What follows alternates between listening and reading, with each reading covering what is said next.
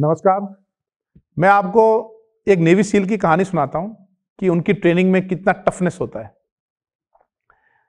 जो navy seal की training का एक पार्ट होता है कि उनको 15 से 16 घंटे खुले में बर्फ में रहना होता है, यानी वहां टेम्परेचर माइनस में चला जाता है और वहां आपको बहुत कम क्लोथ में उस कमांडोज को बर्फ पे रहना होता है और वहां वो 40-50 कमांडो को छोड़ देते हैं। ठीक है ना।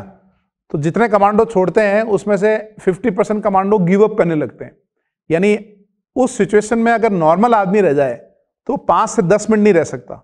आप एकदम बॉडी वाइब्रेट करने लगेगी, दांत कप कपाने लगेंगे, भयंकर ठंड।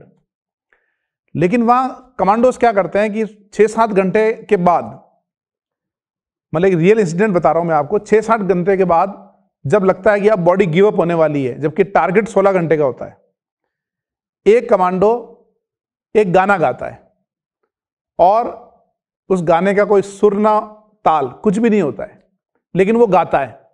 और जब वो एक गाता है तो उसके पीछे दूसरा कमांडो गाता है, फिर तीसरा कमांडो गाता है। ऐसे सारे कमांडो जोर जोर से गाने गाने लगते हैं और गाना गाने से क्या होता है, उनके अंदर का स्ट्रेस कम होता है, उनका ध्यान डाइवर्ट हो जाता है।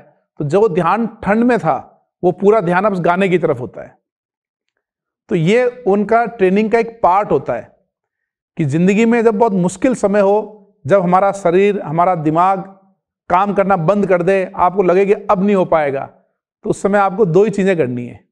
पहला, मुस्कुराना है कि ऊपर वाले ने आपको ये चैलेंज दिया है, और दूसरा गुनगुनाना है।